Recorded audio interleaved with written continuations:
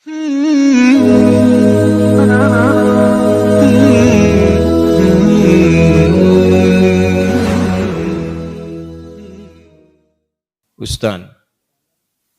iman saya turun naik. Masya Allah, kayak tangga belum jadi itu turun naik. Saya mudah emosi. Semoga Allah tenangkan hati Anda. Saya tobat dari perbuatan dosa lagi, saya tobat dari berbuat dosa lagi. Pertanyaan saya, bagaimana caranya agar saya bisa benar-benar tobat dan tidak balik lagi? Baik. Pertama, semoga Allah muliakan Anda. Saya sering katakan bahwa saya senang dengan pertanyaan-pertanyaan seperti ini. Artinya Allah cinta, Allah sayang. Kalau enggak sayang, enggak akan diarahkan seperti ini. Akan dibiarkan. Ya, pelaku maksiat yang tidak mendapatkan hidayah dari Allah, apalagi ada istidraj, tidak sadar bahwa dia berbuat salah dan mempertahankan kesalahannya. Kemudian terus berbuat salah, itu yang berbahaya. Dan kita doakan, kita bantu. Jangan putus asa mendoakan orang-orang seperti itu. Tapi yang paling disenangi adalah jika pelaku maksiat sejahat apapun, tiba-tiba ada getaran di jiwanya untuk kembali. Saya sarankan cepat ambil, karena itu tanda sayang Allah yang pertama. Ambil itu. Saya sering katakan pada Anda, Allah sangat mencintai pelaku maksiat yang tobat dibandingkan orang soleh yang tidak pernah merasa salah. Dalilnya Quran surah kedua Al-Baqarah di akhir ayat 222. Innallaha yuhibbut tawwabin. Allah sangat cinta orang yang selalu untuk berusaha tobat. Dan Allah akan tunjukkan jalan. Kalau dia mau ngambil itu, tadi misal, Anda pernah berbuat salah dan terus ada getaran di jiwa, ini salah nih, saya harus berubah. Ini petunjuk Allah, Anda ambil tuh. Itu langsung turun ayat di Quran surah ke-29, ayat 69. Quran surah 29, Al-Ankabut, ayat 69. Walladzina jahadu fina lanahdiyannahum subulana. Orang-orang yang serius menjemput petunjuk kami. Di begitu Allah tunjukkan, Anda mau ambil. Dia serius pengen ngambil, pengen belajar, terus tanya orang, awalnya malu-malu, setelah itu mau-mau, gitu kan? Datang ke majelis ilmu, awalnya belakang-belakang, setelah itu saf paling depan. Ustadz belum datang, dia sudah datang duluan, bahkan dia siapkan macam-macam. Allahu Akbar. Itu lanahdiyannahum subulana. Kami akan tunjukkan jalan-jalan terbaik menuju kami. Macam-macam. Tiba-tiba Masya Allah bukan cuma di taklim aja. Ada yang dapat hadiah umrah, ada yang dapat jodoh, ada yang macam-macam. Diberikan pokoknya. Jadi yang pertama diberikan itu bukan dunia dulu, ketenangan hati dulu. Jadi kalau Anda hijrah, yang diberikan pertama kali ketenangan jiwa. Ya, Quran surah keempat ayat 100, paling kiri sebelah bawah. Wa may yuhajir fi sabilillah yajid fil ardi muraghaman katsiran wa sa'ah. Orang yang mau berhijrah ke jalan Allah akan diberikan oleh Allah itu pertama sa'ah tuh. Kelapangan dalam jiwanya, tenang gitu, kenikmat. Ada sesuatu yang enggak pernah Anda peroleh sebelumnya. Biasa kumpul-kumpul, main-main, ya, menjelang Isya, maghrib, malam-malam cuma nonton, tiba-tiba taklim. Ikut ke majelis ilmu. Awalnya mungkin penyesuaian, lama-lama jadi enak gitu. Ada sesuatu yang kerasanya, saya kemana aja selama ini? Saya kemana aja gitu. Ini nikmat. Bahkan kalau udah dapat halawatul iman, nikmatnya iman, itu ketinggalan sekali, kayak nyeselan tuh. Saya ketinggalan nih gitu. Saya ketinggalan. Ya sama. Dulu-dulu salat fardu biasa ketinggalan. Tapi kalau sudah nikmatnya iman, ketinggalan salat sunnah, wah, kayaknya ada penyesalan dalam diri Anda. Itulah kenikmatan iman. Nah sekarang, kalau kemudian Anda bertanya, Ustadz saya pengen tobat. Saya ini pengen tobat, tapi saya ini berbuat salah lagi. Kadang naik, kadang turun, kadang naik, kadang turun. Naik turun itu biasa. Itu di Al-Bukhari disebutkan di Kitabul Iman. Kitab yang pertama, ada 57 hadis di situ. Kalau iman sedang naik turun, kata Imam Al-Bukhari, buka kitab saya. Dari 97 kitab, 97 pembahasan. Pembahasan pertama, Babul Iman. Kitabul Iman, 57 hadis. Di antara hadis yang mengatakan, Al-imanu yazidu wa yantaqis. Iman itu naik dan turun. Kadang naik, kadang turun. Yazidu bitta'at. Rumusnya kalau pengen naik, maka kuatkan iman itu dengan mengerjakan banyak ketaatan. Ketaatan itu buahnya amal soleh. Kerjakan amal soleh. Amal soleh itu detilnya adalah pekerjaan-pekerjaan ibadah. Sholat, amal soleh. Jadi kalau iman sedang turun, pengen dinaikkan, maka perbanyak amal soleh. Ya, amal soleh. Ini. Karena itu dalam Al-Quran kalimat iman sering disandingkan dengan amal soleh. Quran surah 103. Wal 'asr innal insana lafi khusr illa alladziina amanu wa 'amilus shalihat. Iman wa 'amilus shalihat. Ini amal saleh. Detilnya amal saleh nampak pada ibadah. Makanya setelah kalimat iman kadang ada detilnya ibadah. Kalimat iman pertama Al-Baqarah ayat 3. Alladziina yu'minuna bil ghaib wa yuqimunas shalah. Salat wa mimma razaqnahum infaq. Ya ayyuhalladzina amanu, Al-Baqarah 183, kutiba alaikumus yang puasa. Tuh. Ini. Jadi kalau iman merasa sedang lemah, sering terdorong berbuat yang kurang bagus, pengen dinaikin, maka rumus cepatnya adalah cepat buru amal-amal soleh. Paksakan. Paksakan untuk mengerjakan. Yang biasa fardu tambah sunnah. Rawatib dulu, latihan. Rawatib. Mutlak, malamnya coba tahajud, walaupun 2 rakaat dulu. Nanti kalau sudah terbiasa, kalau soleh itu sudah baik, rumuskan gini, hidup itu berpasangan. Semua berpasangan. Quran surah 51 ayat 49, paling kiri agak sedikit ke bawah. Wa min kulli syai'in khalaqna zawjaini la'allakum tadhakkarun. Semua selain aku, kata Allah, aku ciptakan berpasangan supaya kalian sadar cuma aku yang tidak punya pasangan. Kata Allah, semua selain aku berpasangan. Yang hidup berpasangan. Ya, laki-laki lawannya perempuan, jantan hewan lawannya betina, putik tumbuhan, Allah, lawannya benang sari. Siang lawannya malam, putih lawannya hitam. Sama persis, baik lawannya buruk. Saya ulang, baik lawannya buruk. Amal soleh lawannya amal salah. Jadi ada yang soleh, ini baik. Ada yang salah, nah ini buruk. Kalau orang sudah biasa baik, maka yang buruk akan tenggelam. Ya, waqul ja'al haqq wa zahaqal batil, innal batila kana zahuqa. Quran surah 17 ayat 81. Paling kiri perkenahan.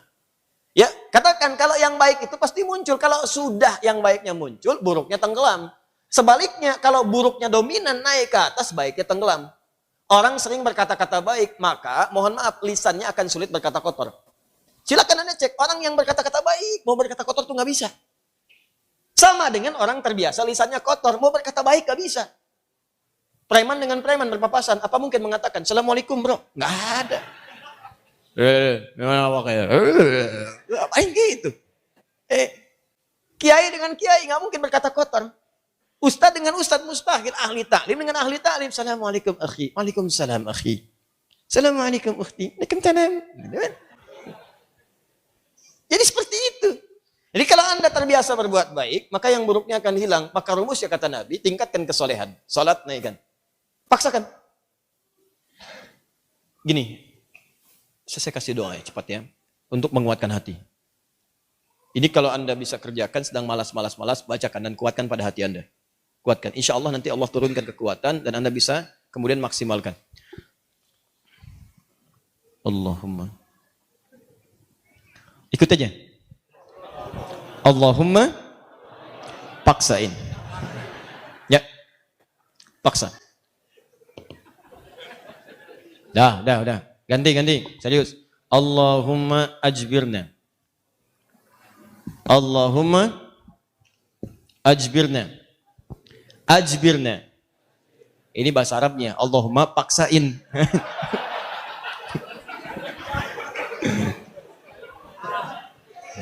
Ya. Paham? Ditingkatkan, naikin salat.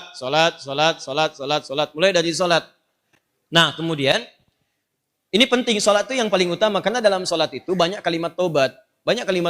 Antum baru takbir aja, habis takbir kan tobat. Coba lihat.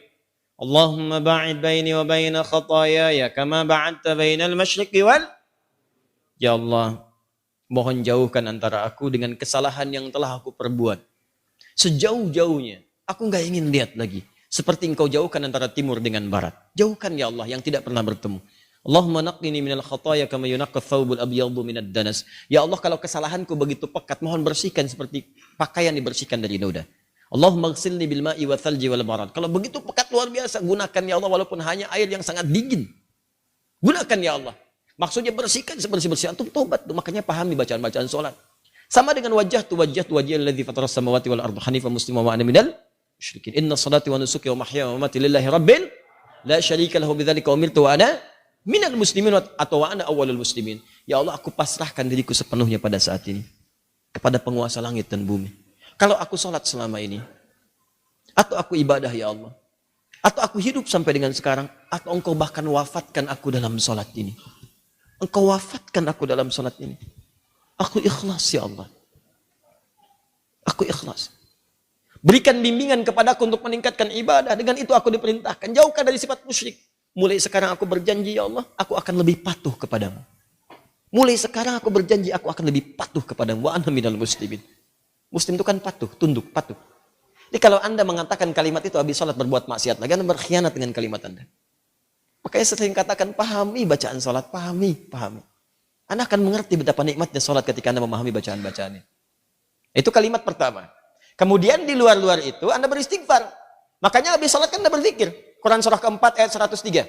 Paling kanan, agak sedikit ke atas. فَإِذَا قَضَيْتُمُ الصَّلَاةَ maka jika Anda selesai menunaikan salat, fadhkurullaha maka segera berzikir kepada Allah. Apa zikir pertamanya? Hadis Muslim nomor hadis 571. Astaghfirullah, astaghfirullah, astaghfirullah. Allahumma antas salam wa minkas salam. Tabarakta ya dzal jalali wal ikram. Astaghfirullah itu ya Allah saya minta ampun. Ya Allah saya minta ampun. Kalau dosa merasa banyak dalam salat bersujud, dalam ruku minta. Masih kurang, merasa banyak dosa. Habis sholat minta, ya Allah ampuni saya, ya Allah. Ampuni, saya merasa dosa saya banyak. Saya mengakui dosa saya banyak, ya Allah. Namun saya pun menyaksikan rahmatmu lebih luas dibandingkan dengan murkamu. Maka mohon ya Allah ampuni dosa saya. Makanya saat diucapkan itu sambil ingat dosanya, bukan cuma di lisan. Ingat dosa-dosa apa yang pernah dikerjakan. Ingat. Itu yang dimaksudkan Quran surah keempat ayat 17 sampai 18. Innamat taubatu 'ala Allahi lilladzina ya'maluna su'an bijahalatin thumma yatubuna min qarib. Sungguh tobat yang diterima oleh Allah itu adalah orang yang pernah berbuat salah. Salah itu bawaan manusia. Jadi kalau Anda nggak pernah salah, patut ditanya Anda itu manusia apa malaikat? Cuman malaikat yang nggak pernah salah. Quran surat 66 ayat ke-6 paling kiri sebelah atas. La ya'sunallaha ma amarahum wa yaf'aluna ma yu'marun. Malaikat nggak pernah salah, nggak pernah bermaksiat mengerjakan tugas sesuai tupoksinya. Nggak pernah bermaksiat. Apa pernah Anda dengar malaikat Jibril korupsi ayat? Nggak ada. Apa pernah malaikat sering tukeran tugas? Gak ada. Jibril, sini. Kenapa? Saya jengkel banget sama orang itu. Ente yang cabut nyawanya deh. Kata malaikat maut, gak ada. Semua sama sesuai tugasnya masing-masing. Jadi kalau Anda mengharapkan kesempurnaan dari seseorang, percuma. Karena Anda manusia. Sama persis dengan pasangan hidup. Kalau Anda mengharapkan suami Anda sempurna, Bu, ibu salah nikah. Harusnya ibu cari malaikat. Cuma malaikat gak punya nafsu. Jadi kalau ada suami salah, wajar namanya manusia. Jangan diekspos kesalahannya. Demikian juga istri kalau keliru, wajar namanya perempuan manusia. Kecuali malaikat. Papa kenapa sih gak pernah mengertiin aku? Mama, papa ini manusia, bukan malaikat. Mama ini. Mama juga bukan setan kan? Kalau setan sebaliknya. Selalu kenal salah, gak kenal benar. Dan setan gak mau tobat. Manusia pertengahan salah dan tobat. Setan salah gak mau tobat. Jadi kalau ada manusia mengatakan dirinya manusia salah, gak mau tobat, patut ditanya dia manusia atau? Itu. Paham ya?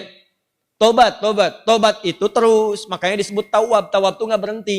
Jadi kalau sekarang belum kerasa perubahan ya, terus tobat, jangan berhenti. Terus tobat. Misal sekarang tobat nih, masih berulang, tobat lagi terus, jangan berhenti. Sampai Anda merasakan bahwa perbuatan itu buruk dan membencinya. Terus, jangan berhenti. Jangan terus tobat, nangis. Hari ini nangis, gak bisa, besok nangis. Gak bisa, besok nangis. Gak bisa lagi, tangisi diri Anda yang belum bisa menangis. Terus. Dan kalaupun Anda wafat, Anda sedang dihitung wafat dalam keadaan berusaha tobat. Itu poinnya. Bukankah ada orang membunuh 100 orang dan dia berusaha tobat? Dia berusaha tobat, datang ke majelis ilmu. Berusaha di jalan wafat. Dihitung oleh Allah. Padahal belum tahu dia diterima atau enggak tobatnya. Belum tahu dia. Cuman dia berusaha di jalan mewujudkan tobatnya. Bunuh orang, Anda bayangkan. Maksiat itu udah hatam. Udah lewat bahkan. Ya. Dia kerjakan, tapi dia mau tobat. Dia terima getaran jiwanya. Datang, istighfar. Di jalan meninggal. Diterima tobatnya. Dan kita tidak tahu pelaku maksiat mana yang saat wafat dalam keadaan tobat. Ya, makanya ayo biasakan tobat. Istighfar. Nabi aja biasa istighfar. Nanti kalau sudah enak ada kelapangan. Setelah itu baru diberikan anugerah-anugerah dunia yang dirasakan hilang itu. Awal-awal tuh begitu Pak. Kadang pengen tobat. Saya pengen tobat ya Allah ke masjid. Sholat 2 rakaat tahiyatul masjid. Pulang sepatu hilang. Ya. Kadang-kadang begitu. Karena Allah kalau sudah senang dengan seorang hamba. Yang kurang baik dibuang-buang. Buang. Nanti didatangkan lagi yang baik. Kalau Anda sabar. Ya. Kan pernah ada seorang, ini kisahnya tak, seorang pemuda tobat. Terus diarahkan pada seorang syekh. Begitu diarahkan di syekh itu, kata syekh ini benar kamu mau tobat. Kalau mau tinggal dengan saya terbatas. Yang ada cuma kurma, minum air putih. Nggak apa-apa syekh, saya mau tobat. Tinggal di situ. Sehari, 2 hari, 3 hari. Begitu 3 hari setan datang. Kadang-kadang setan itu datangnya kepada orang tobat gak seketika. Nanti beberapa waktu diarahkan kepada maksiat. Ya, ini kisah nyata. Setan membisikkan kepada dirinya, guru kamu ini, syekh kamu, ini sabar banget, makan cuman kurma, air putih. Kamu sudah mulai kuat. Coba berbakti kepada gurumu, carikan makanan. Bagus awalnya. Keluar dia, carikan makanan. Begitu keluar, nyari-nyari nggak dapat, lompat tetangga, bakat malingnya dipakai lagi. Naik bakat pencurinya. Nggak dapat, lewat lagi, begitu rumah kedua, belum manjat, sudah mencium bau enak, bau makanan. Manjat dia ke atas tembok, begitu manjat, lihat ada tungku, ya. Di situnya di atasnya kemudian ada satu panci, ya. Kemudian dia ke situ, begitu dibuka, Allahu Akbar, 3 terong, enak banget kayaknya, baunya, yang sudah matang. Ya, dibisikkan ke telinganya, coba dulu aja, kalau enak, ambil. Berikan kepada gurumu. Syekhmu kan orang terkenal di sini. Kalau cuma ngambil dikasih tahu buat gurumu, pasti orang paham. Tuh, kadang-kadang begitu tuh. Mangga itu ambil aja kalau ditanya buat Ustaz Hadi. Awas suami-suami itu. Papa lagi di mana? Sama Ustaz Adi. Nah, hati-hati itu. Kalimat-kalimat padahal enggak misalnya kan. Baik. Nah, begitu proposalnya tuh. Akhirnya dia coba dikunyah. Begitu dikunyah kemudian, nah karena dia sudah tobat, itu ada petunjuk di hatinya. Jadi kalau orang sudah bersih itu kemudian berbuat maksiat, nanti ada yang namanya burhan mirabbi. Ya, petunjuk Allah seperti Nabi Yusuf menerima burhan, ini salah. Ya, cahaya kebaikan yang diberikan oleh Allah kepada seseorang yang tergerak berbuat maksiat. Di hatinya mengatakan jangan lakukan itu salah. Nah, dia begitu, jangan lakukan itu keliru, itu salah. Begitu mendengar suara tadi dia muntahkan, ini kisahnya tadi muntahkan seketika. Dan dia lari. Dan dia ingin ceritakan kepada gurunya bahwa dia telah berbuat salah. Dia pengen dituntun, salah saya pengen tobat. Balik lagi. Begitu balik lagi ke tempat gurunya, qadar Allah, begitu pulang ke masjid gurunya, ternyata gurunya sedang berhadapan dengan seorang perempuan. Di luarnya ada bapaknya nunggu, seorang laki-laki tua. Begitu sedang berhadapan, lihat anak muda tadi dipanggil, ya bunaya ta'al, anak sini, sini. Ya, begitu datang, diceritakan sama gurunya, ini ada seorang perempuan datang pada saya, dia baru ditinggal wafat oleh suaminya, selesai masa iddahnya. Dia datang pada saya untuk dicarikan jodoh. Saya tawarkan pada kamu, maukah engkau menjadi jodohnya? Nah, kalau Anda dalam situasi seperti itu tuh, wah, udah datang mau taubat, masuk masjid ada durian tuh kan? Wah, perempuannya cantik, tinggal wafat kemudian oleh suaminya, belum ada keturunan dan seterusnya, baru aja menikah, selesai masa iddah, ditawarkan pada Anda. Mau nggak? Nah, kan? Lalu laki-laki ini berkata, guru, saya khawatir tidak bisa memberikan apa yang butuhkan. Saya saja kesini numpang. Apa jawab gurunya? Kamu nggak usah khawatir. Dia diwarisi harta yang sangat banyak. Dia kesini hanya mencari pria soleh yang ingin jadi suami yang mampu membimbing dia ke surga. Kira-kira kalau ada jawaban seperti itu, apakah Anda bersedia atau tidak menolak sama sekali?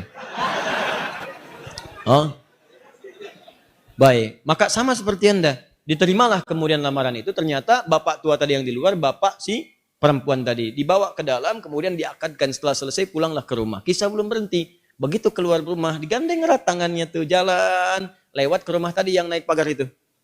Ya, dia udah dagdikduk tidak karuan, dagdikduk rumahnya ini bukan kan? Alhamdulillah ternyata bukan, lewat. Begitu di rumah yang terong tadi, dia percepat jalannya. Begitu dipercepat, maka terasalah kemudian ada rem di tangannya dari istrinya tadi. Dipegang tangannya, Zauji, ada apa itu nak? Sayang, ini rumah kita katanya. Rumah terong tadi. Betul. Masuklah ke situ. Waduh, celaka saya katanya kan. Begitu masuk ke situ, bertanya. Polos kayak nanya, Zauji, hal anta ja'i? Sayang, kamu lapar? Jujur dia, nah, saya lapar. Saya 3 hari makan cuman kurma, minum air putih gini. Alhamdulillah. Baik, tunggu sebentar. Begitu ke dapur dia lihat. Wah, terongnya kan bermasalah tuh. Pancinya kebuka, lihat. Rupanya dia menyiapkan terong itu untuk suami barunya. Begitu dilihat terong yang bermasalah, dia teriak. Siapa yang makan terong saya? Katanya. Tahan. Kalau situasi itu terjadi, bagaimana respon Anda?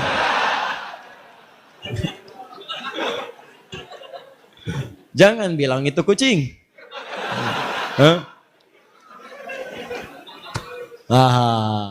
Lalu tiba kemudian tergeraklah hatinya datang. Perhatikan kalau rumah tangga seperti ini, nikmat kehidupan dunia tuh. Ya, tidak akan terjadi perang per dunia pertama, kedua, ketiga dan seterusnya. Lihat baik-baik. Datanglah suami ini mengatakan dengan jujur, Zauji, sayang. Ini di Quran tuh gini, selalu laki-laki perempuan tuh zauj. Kecuali dalam masalah nanti warisan menggunakan zaujah untuk menunjuk kepada gender perbedaan hak waris. Zauji, sayang. Kisahnya begini katanya. Aku ini sebetulnya mencarikan makanan untuk guruku. Lalu setan membisikkan sampai tiba-tiba ke sini aku buka ada terong, aku cicipi. Tapi demi Allah, tidak aku telan, aku muntahkan karena takutku kepada Allah. Sampai aku kembali, tadinya mau tobat. Sama guru dipanggil, suruh nikah sama kamu. Sampai ke sini. Dia jelaskan semua kisahnya. Apa yang terjadi? Kalau ibu mendengar kisah tadi, apakah ibu akan balik lagi kepada guru mengatakan? Hah? Kalau ini terjadi pada setiap perempuan, maka damailah kehidupan di rumah tangga dan di bumi. Tenang kehidupan di bumi. Perhatikan kata perempuan ini. Apa yang dia katakan? Bagaimana anugerah Allah diberikan pada pemuda yang tobat ini. Ahli maksiat, tobat, dapat ketenangan, dan apa hasilnya? Perhatikan. Wallahi, demi Allah. Secuil terong yang engkau muntahkan karena Allah itu, maka Allah ganti dengan seluruh terongnya, panci tempat terongnya, rumah tempat terongnya, plus pemilik terongnya. Wallahi, secuil terong yang kau muntahkan karena Allah itu, maka Allah ganti dengan seluruh terongnya, panci tempat terongnya, rumah tempat terongnya, plus pemilik terongnya. Coba lihat. Pulanglah dari sini cari terong. Ya, tobat.